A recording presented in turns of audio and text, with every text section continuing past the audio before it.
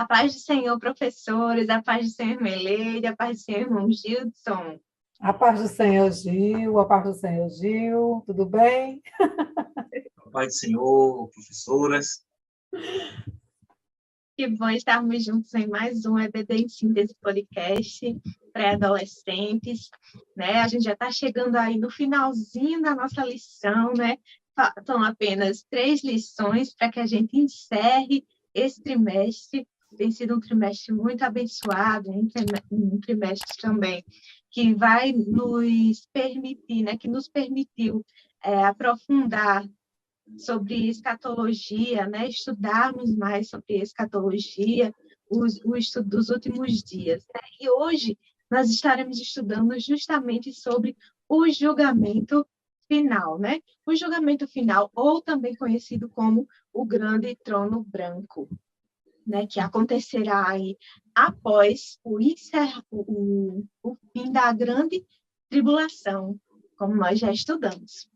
E o nosso texto base de hoje está lá em Apocalipse 20, capítulo 20, do versículo 11 até o 15, que diz assim: E vi um grande trono branco, e o que estava sentado sobre ele, de cuja presença fugiu a terra e o céu, e não se achou lugar para eles. E vi os mortos, grandes e pequenos, que estavam diante do trono, e abriram-se os livros. E abriu-se outro livro, que é o da vida, e os mortos foram julgados pelas coisas que estavam escritas nos livros, segundo as suas obras. E deu o mar os mortos que nele havia, e a morte e o inferno deram os mortos que neles haviam. E foram julgados, cada um segundo as suas obras. E a morte e o inferno foram lançados no lago de fogo. Esta é a segunda morte. E aquele que não foi achado escrito no livro da vida foi lançado no lago de fogo. Né? Uma parte muito forte, né? Um momento que nós acreditamos que, claro, não é um momento para que a igreja vivencie. Né? Nós vamos ver, estudar, né? Que esse julgamento final, ele é destinado para os ímpios, né? É um julgamento pós-milênio, né? E esses mortos, né, que virão a ressuscitar, não fazem parte de mortos salvos, né? Nós sabemos que os salvos, eles já ressuscitaram na primeira ressurreição que houve, quando houve o arrebatamento, né? Quando houve o arrebatamento, aqueles que estavam salvos já ressuscitaram. E essa ressurreição aqui desses mortos já é uma ressurreição para a segunda morte, né? Diferente da ressurreição dos salvos. Então, esse julgamento, ele não será um julgamento como a gente vê assim na televisão, que tem advogado, que você argumenta, não, mas tem isso e tem aquilo, não. Né? Esse julgamento, ele é bem específico para a condenação. Os que participam desse julgamento não terão direito de argumentar, não poderão dizer, mas eu fiz isso, eu fiz aquilo, né? Então, nesse julgamento, nós vamos ver o cumprimento do que Jesus vai descrever lá em Mateus 7, 21, né? Que nem todos os que dizem Senhor, Senhor, entrarão no reino dos céus. Então, é essa palavra que estará se cumprindo nesse momento, né? Nós estamos vivendo em um momento em que a graça ela é muito pregada, como que um momento que a gente pode fazer o que for, que Jesus, Deus é um Pai amoroso que nos perdoa e que nos aceita. Mas no momento do julgamento final, nós veremos um Deus totalmente diferente. Nós veremos que esse momento ele está reservado para que seja executado o juízo de Deus. Então, o juízo de Deus, ele virá sobre aqueles, né, que não aceitaram a Cristo, que não receberam a graça de Cristo. A Bíblia nos fala assim: nós teremos de prestar contas a Deus de tudo o que fizermos e até daquilo que fizermos em segredo, seja bem ou mal. Eclesiastes 12, 14. Então, é justamente isso, é o momento em que as pessoas elas estarão prestando contas de tudo o que fizeram, né? Então, esse julgamento ele é diferente porque ele não é como o julgamento como os que antecederam, né? Não é um julgamento ali para recompensas, né? É um julgamento justamente que vai trazer, né, as obras que foram feitas, obras mais, né, perante o Senhor, e que realmente não serão consideradas para efeito de salvação, apenas para efeito de sentença final, né? Então, esse momento a gente pode aproveitar para trazer, né, um alerta já para os nossos pré-adolescentes da importância, da necessidade de se ter uma comunhão com o Senhor, de ter uma vida voltada ao que a Bíblia diz, a importância dele ter um devocional, dele ter uma vida com Deus todos os dias, estar com o Senhor, porque esse momento ele será um momento de grande vergonha, de grande tristeza. Imagine para aquelas pessoas que estavam na igreja, que fizeram algo, né, que achavam que estavam salvos, né, mas na verdade o seu coração não estava voltado para o Senhor. E agora essas pessoas elas não têm justificativa que possa, não tem nada que possa justificá-las, né? Elas já estão ali condenadas. Então, esse julgamento ele será apenas para a condenação, não haverá possibilidade de absolvição. E, nesse momento, serão julgados os ímpios de todas as épocas, desde lá do início, né, do princípio, até agora, todos os ímpios eles serão julgados. Então, essas pessoas que elas vão ressuscitar, estarão ressuscitando agora, mas para a segunda morte, né? Então, aqueles que estão em Cristo, né? Aqueles que foram salvos, eles podem morrer uma vez, né?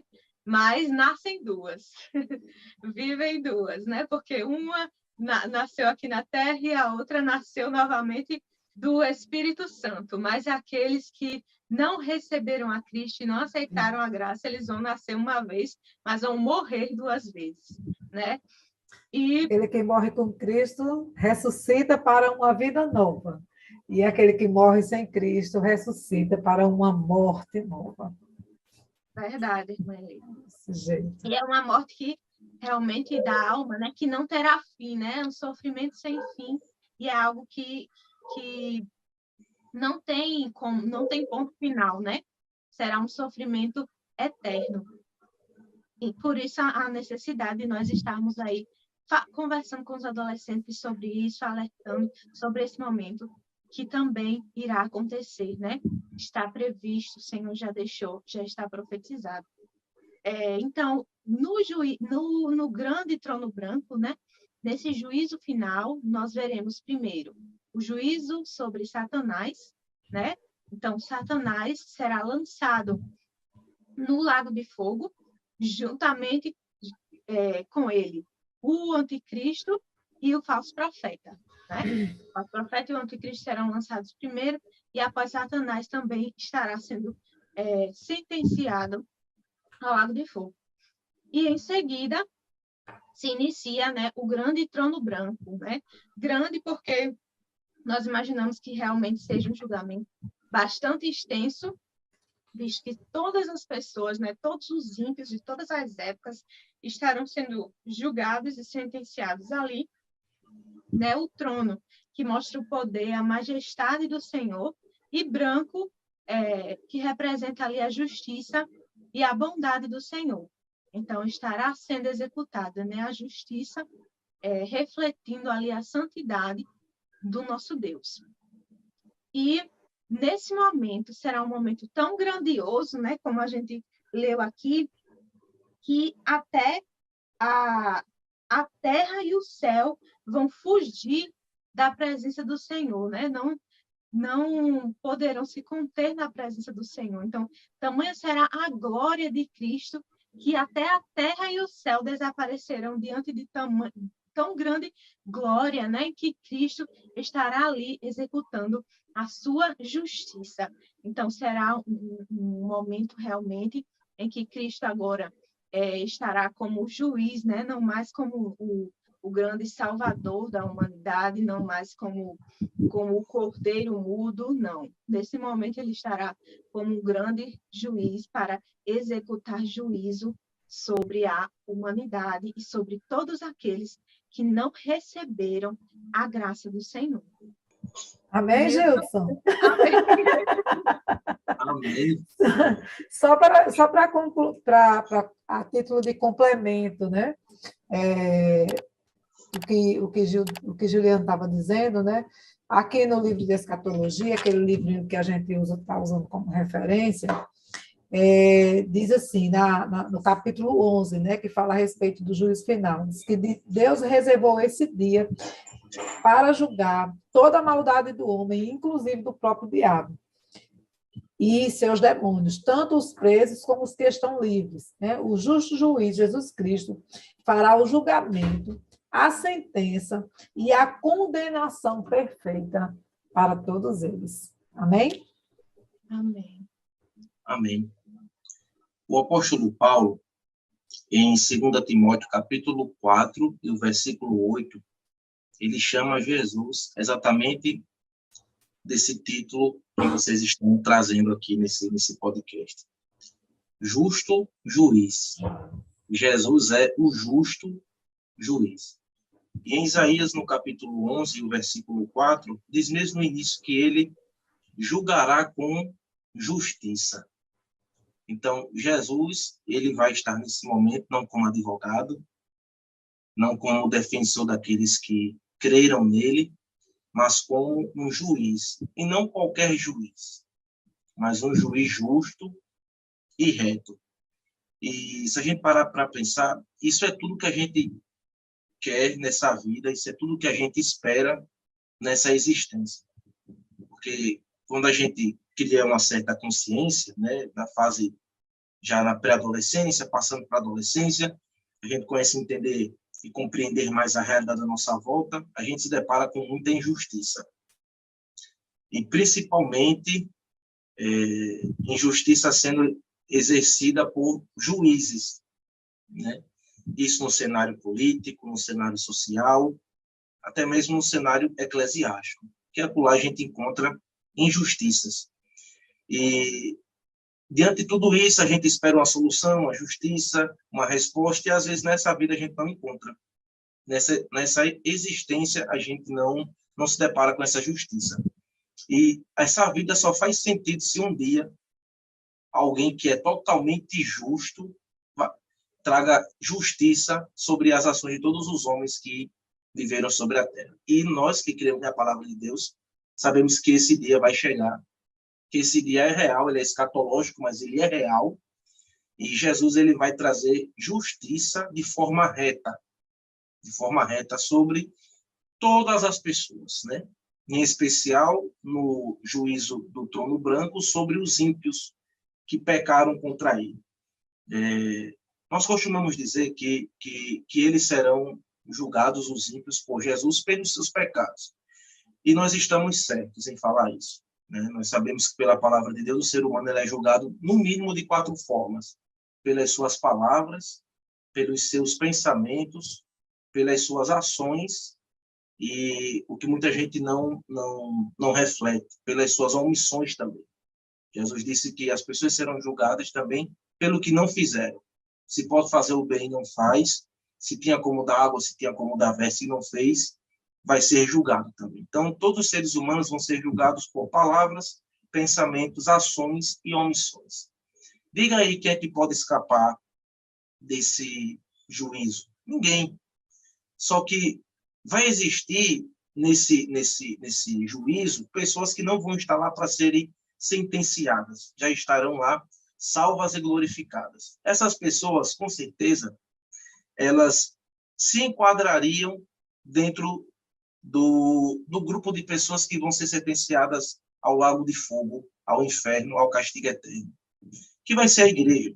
Só que a igreja vai estar lá salva porque ela creu no justo juiz enquanto ele estava como advogado para pagar a nossa dívida e interceder por nós. Então, essas pessoas elas vão ser julgadas só por um motivo. Elas não creram no Filho de Deus. Elas não creram na salvação. Nós não vamos ser poupados do julgamento desse justo juiz porque somos bons, porque fizemos o que era certo, de forma alguma. Porque para a gente ser punido eternamente, só precisaria de um pecado nosso. Só de um pecado. Adão e Eva saíram do jardim do Éden, não foi porque cometeram 1000, 1 milhão, 1 trilhão de pecados, não. Foi só um. Mas nós fomos salvos, por quê? Porque cremos no justo juiz enquanto ele estava como nosso advogado. E essas pessoas elas vão ser punidas por esse justo juiz. Todos vão receber um juízo de acordo com as suas obras. O juízo ali vai ser reto, com retidão. Aqui na terra, às vezes, alguém faz algo ruim e escapa. Escapa. Às vezes por suborno, às vezes por amizade, às vezes por maldade mesmo dos seres humanos, e pensa que vai viver a vida tranquilamente e a conta não vai chegar. E o mundo seria muito triste, gente, se a conta não chegasse para quem faz o que é ruim. Já imaginou se não tivesse esse juízo? Mais vantajoso seria ser ruim. Um dia o boleto chega. Isso. Só que para algumas pessoas nunca chega. Elas vivem como se nunca fosse chegar. Ah, eu fiz uma maldade aqui, não fui pego. Vixe, então quer dizer que ser ruim compensa. Aí começa. Nunca chega, ninguém nunca me pegou. No dia que eram para me pegar, eu dei um dinheirinho e saí como o inocente e o culpado. Certo. Aqui nessa terra, isso pode até acontecer. Aqui e acolá nós ficamos encantados com um caso de justiça. Mas aqui nessa terra isso pode acontecer, a injustiça sendo exercida. Só que um dia o justo juiz ele vai trazer à tona tudo que os seres humanos, sem Jesus, fizeram de errado e eles vão receber a punição pelos seus pecados. Como Juliane falou, vai ter o tribunal de Cristo, que é recompensa para os salvos. Vai ter o julgamento de Israel no final da grande tribulação, onde quem creu em Jesus vai entrar no milênio e quem não creu vai ser condenado. Vai ter o julgamento de Satanás, juntamente com o anticristo, o falso profeta, e vai ter o do trono branco, né? que é depois da morte definitiva de Satanás, onde os pecadores vão receber a punição pelos seus pecados, e como Juliane falou, punição eterna. Punição eterna. Talvez seja uma questão que os pré-adolescentes levantam, que eu levantava quando eu era mais novinho. Como é que os pecados que a gente comete nessa vida temporal, vamos dizer assim, 50 anos de pecado, né? Ou 70 anos de pecado, 80 anos de pecado, vai nos fazer levar uma vida eterna, né? Uma eternidade inteira de punição e de juízo. Será que não está sendo injusto o castigo? E essa é uma questão muito antiga, tá? Já responderam. E o que a gente precisa entender é que se a gente cometesse um pecado contra Deus, só um, não precisaria ser muitos, não precisaria uma vida inteira. A gente já merecia juízo eterno. Por quê? Porque o pecado está sendo cometido contra um ser que merece uma obediência eterna, por ele ser eterno, por ele ser totalmente justo e perfeito. Então, qualquer pecado que a gente comete contra esse ser diferente de um pecado que a gente comete contra pessoas nessa existência, que tem tempo, né? Você vai cumprir sua pena de 10, 15, 20, 30 anos e por aí, mas como é contra Deus, que é um ser eterno, o juízo que tem que vir contra o pecado, contra essa pessoa, tem que ser eterno também. Então, esse vai ser o dia onde todos os pecadores ímpios, com tristeza e amargura no coração, vão ser lançados no lago de fogo e vão sofrer eternamente. O que a gente precisa entender é que esse juízo ele vai ser exercido, ele vai ser executado por um juiz justo. Nós vamos estar com Jesus nesse momento e nós vamos ver Jesus exercendo justiça, retidão, totalmente certo, com perfeição, que é o que a gente mais anseia nessa vida. E, como Juliane falou, nós precisamos passar isso com com palavras adequadas, claro, para a faixa etária dos pré-adolescentes, mas também com seriedade, dizendo que isso é sério, que é uma realidade. Porque fora de Jesus nós vamos estar nesse grupo aqui, porque é o que a gente merece. Fora de Jesus nós vamos ser lançados em um lago de fogo, porque é o pagamento pelo nosso trabalho, é o salário do pecado, que é a morte eterna. Então, nós precisamos correr para Jesus e ter vida com Ele, para nesse dia nós estarmos em uma posição totalmente diferente, já tendo recebido a recompensa, já tendo participado de um grande banquete, né, das bodas do Cordeiro, da festa do casamento, já reinado com Cristo durante 1000 anos aqui, nessa terra, né, no milênio de paz e justiça, e agora vendo Jesus exercer o seu último juízo para estarmos eternamente com ele, agora, sem mais nenhuma interrupção nesse calendário escatológico, né, eternamente com ele, o glorificando e vivendo num estado de paz, perfeição, harmonia e alegria, que lá no fundo do nosso coração é o que a gente almeja. A gente olha para a nossa vida e diz assim, a sensação que a gente tem é essa, tem alguma coisa de errado. O mundo não era para ser assim.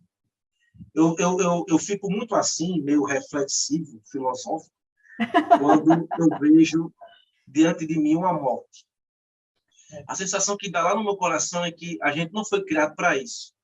E, de fato, não foi. O pecado entrou no meio e separou aquilo que foi feito para viver eternamente, corpo e alma.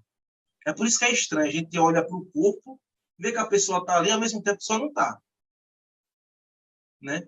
Então, tudo isso que a gente vê já é anormal. É uma palavra muito utilizada no período de pandemia foi o novo normal. Né? Vamos se adaptar ao novo normal, mas, gente, nunca existiu nada normal depois do pecado de Adão e Eva nesse mundo. Tudo é anormal. O normal vai ser quando a gente estivermos com Jesus, depois dele exercer juízo sobre os ímpios. Aí sim o nosso coração vai dizer, pronto, agora está tudo correto. Agora está tudo normal. Está tudo normal. Né? O novo e lindo normal. Mas daqui para lá o nosso coração vai ficar estranho, uma sensação de insatisfação com as injustiças, com a corrupção, com as maldades. Mas um dia o justo juiz ele vai se levantar e vai julgar os pecadores. E queira Deus nós permanecermos na presença de Jesus para sermos poupados desse dia. É verdade, é verdade. E assim, eu faço igual a você, Gilson. Quando eu vejo alguém morto, eu me sinto da mesma forma. Quando eu vejo assim, alguém que passou, né, que passou pela morte, a gente fica ali assistindo aquela pessoa deitada, e a gente pensa, é um momento de reflexão. Meu Deus, será que, né? Porque a gente não sabe, né? A lição traz uma chargezinha bem interessante, aqui, que 2 pessoas passeiam e veem um tribunal e, de repente, aí o pai, né, começa a falar sobre o dia do julgamento final, será o dia, o grande tribunal de Cristo, e o Senhor ele vai, né, estar ali diante de todos os mortos, todas as pessoas que morreram ao longo dos séculos sem Jesus, né, desde o princípio até o dia do julgamento, todas as pessoas que morreram sem Jesus irão ressuscitar para este julgamento, que diferente do que, como Juliane já disse, diferente do dia do Senhor para os cristãos, né, que é aqueles que morreram com Cristo, que ressuscitarão e serão glorificados, né? Eles ressuscitarão, os que estão mortos ressuscitarão, os que estão vivos serão revestidos de glória e serão arrebatados, assuntos ao céu, assim com o Senhor, e serão recompensados. Esse julgamento é diferente, esse julgamento será um julgamento para condenação, né? E aí, quem é que vai passar por essa condenação? Todas as pessoas que morreram sem Jesus. Antes e depois do milênio, né? Ao fim do milênio também, porque o sedutor voltará a seduzir. E aí será, de fato, né, esse grande julgamento será ele tem alguns objetivos, né? Aqui o livro de escatologia do pastor Esdras, ele lista aqui 4 objetivos, né? Que o primeiro é provar os que nasceram durante o milênio, provar, porque ali não havia, né, a atuação tão forte do diabo, provar que o coração do homem é mau e provar que nossa natureza é pecaminosa, demonstrar que o diabo é totalmente incorrigível, né? Então, esse momento, né, será um momento decisivo para também aqueles que nascerem após o milênio. E é uma coisa assim que eu estava achando interessante aqui, né, aqui no livro do pastor Esdras, que ele traz assim, um detalhamento bem profundo a respeito desse momento. Ele diz assim, né, que o juízo final será o julgamento mais solene e mais terrível jamais executado. Será o acerto de contas final entre Cristo e os pecadores. Nessa ocasião, os ímpios falecidos de todos os séculos ressuscitarão em corpos literais, porém carregados de pecado. Tal julgamento será para determinação de sentenças, salientando que o pecador já está condenado quando não crê em Jesus, o Salvador. Então, assim, será um momento de vergonha, né, para aqueles que estavam trabalhando, né, na obra, Senhor, mas eu preguei a tua palavra, eu orei pelos doentes, né, eu trabalhei nos departamentos da igreja, fui para a comissão de visita, eu limpei, eu varri, né, tem gente que trabalha, né, em tudo, e de repente, quando chegar naquele grande dia, você está lá entre os pecadores, revestido não de glória, mas um corpo literal revestido de pecado. E para a ilustração deste momento, né, porque eu acho interessante que já que é um momento assim muito pesado, é uma lição que traz um certo temor, um certo tremor, na verdade, né?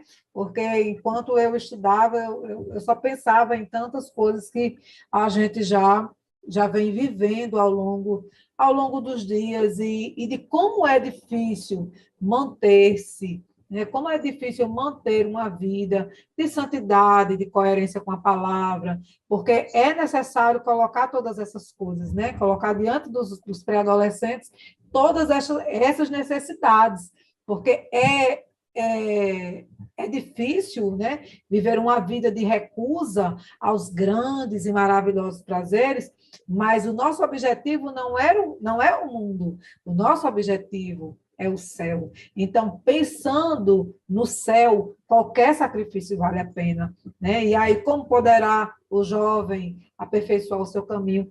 Observando segundo a palavra do Senhor, né?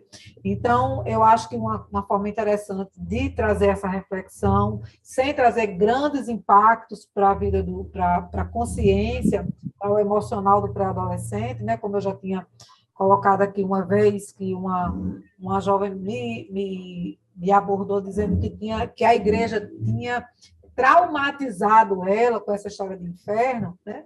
Porque a pessoa vai para o inferno, a pessoa vai para o inferno, então, assim, sem causar grandes traumas. Eu acho que uma coisa seria, uma forma interessante seria, de fato, que os jovens passassem por um tribunal, eles simulassem um tribunal dentro da sala de aula, né?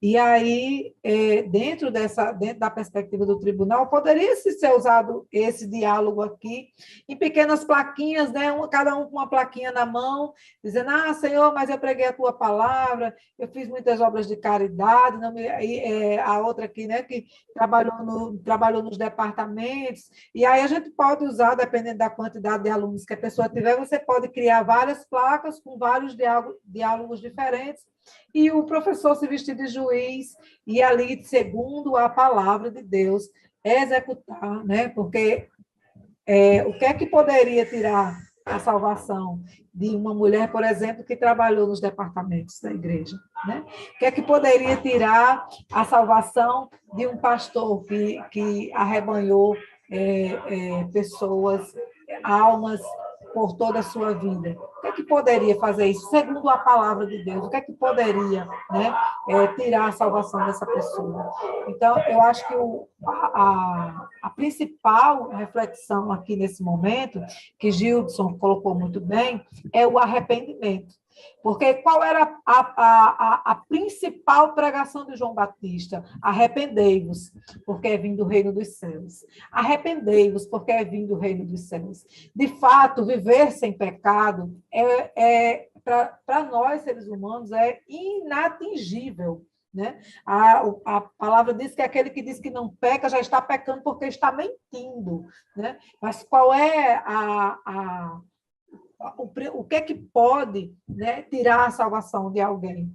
A ausência de arrependimento, a ausência de humilhação, a ausência de sinceridade diante de Deus, né? Porque quando não nos arrependemos principalmente porque não estamos sendo sinceros com o Senhor e conosco, né? Então, não é que a gente viva sem pecar, mas o verdadeiro cristão, ele sabe que pecando, ele tem um advogado, né, que é justo e que conhece a nossa essência, que é pó, e que quando nós nos arrependemos, sinceramente, quando ele vê a sinceridade do nosso coração, né, ele conhece a nossa essência, como ele disse a Samuel, Samuel, tu estás vendo o homem por fora, mas eu vejo por dentro. Né? Então, ele conhece a intenção do nosso coração, ele sabe exatamente quando estamos sendo sinceros e quando estamos nos arrependendo. E aí, por que eu posso, né, falar de arrependimento? Por que eu digo que isso pode trazer, né, um prejuízo para a nossa vida espiritual? Porque durante o julgamento, né, serão abertos livros. E que livros são esses, né? Aqui no livro de escatologia diz que o primeiro livro a ser aberto será o livro da consciência, depois o livro da lei, depois o livro do evangelho, depois o livro dos atos humanos. Tudo isso está, eu vou deixar a referência dessas leituras, né? O livro da consciência está registrado em Romanos 2:15 e 9:1. O livro da lei, Deuteronômio 31:26, Romanos 2:12 e 3:20. O livro do Evangelho, Romanos 2:16 e João 12:48 são as referências. O livro dos Atos Humanos, em Apocalipse 20:12, e o livro da vida. Né? A presença do livro da vida nesse momento é para provar aos céticos julgados que os seus nomes estão omissos nesse livro. Por cada um dará conta de si mesmo a Deus, Romanos 14:12. Então, ninguém poderá inocentar-se diante do trono do Senhor. Ninguém vai poder dizer, não, mas deixa eu explicar por que foi que eu não fiz. Ah, deixa eu dizer, mas eu estava fazendo. Ninguém vai poder dizer isso, né? E eu acho interessante trazer essa reflexão para os pré-adolescentes, eles participarem. E aí, quem sabe, o professor preparar lá, né, o livro da consciência, preparar lá uma caixinha bonitinha, traz todo enfeitadinho, o livro da consciência, o livro da lei, o livro do evangelho, o livro dos atos humanos, o livro da vida, lá, coloca lá a enciclopédia do julgamento, né? Coloca lá bem direitinho, bem arrumadinho, para eles entenderem como é que mais ou menos vai funcionar, porque o bom é quando nós compreendemos. Porque para não ficar só na palavra, né? A palavra que são palavras pesadas e palavras difíceis, e é um momento que traz realmente um certo tremor para as nossas vidas. Então, para que não fique uma coisa assim muito no campo teórico, né? No campo do imaginário, trazer essa reflexão, essa simulação para dentro da sala de aula e os alunos poderem participar. Eles vão adorar, eles adoram simulação, eles adoram teatro, ainda que seja trágico. Então, eu acredito que deve ser um momento bem interessante, né, de reflexão para eles. Só para fechar aqui o nosso entendimento, eu vou trazer aqui uma citação do livro de escatologia. Logo no começo, nas 2 primeiras páginas, o autor diz assim: O que foi revelado em termos escatológicos não é para a consciência do inatingível, aquela pessoa que é inalcançável, né? Mas para os que aguardam confiadamente o seu cumprimento, pois assim está escrito. E aí ele traz Apocalipse 1, do 1 ao 3, que diz assim: a revelação de Jesus Cristo, a qual Deus lhe deu, para mostrar aos seus servos as coisas que brevemente devem acontecer, e pelo seu anjo as enviou e as notificou a João, seu servo, o qual testificou da palavra de Deus e do testemunho de Jesus Cristo e de tudo o que tem visto. Bem-aventurado aquele que lê e os que ouvem as palavras desta profecia e guardam as coisas que nelas estão escritas, porque o tempo está próximo. Amém? Amém, Maeli. Realmente Amém. o tempo está próximo, né? Precisamos estar preparadas, né? Fazer como Paulo descreve aos Coríntios: examine-se, pois, o homem a si mesmo, né? Então, todos os dias nós devemos estar nos examinando, vendo que estamos errando, como a Irmeleide bem falou, né? Porque o que nos diferencia dos demais pecadores é o arrependimento.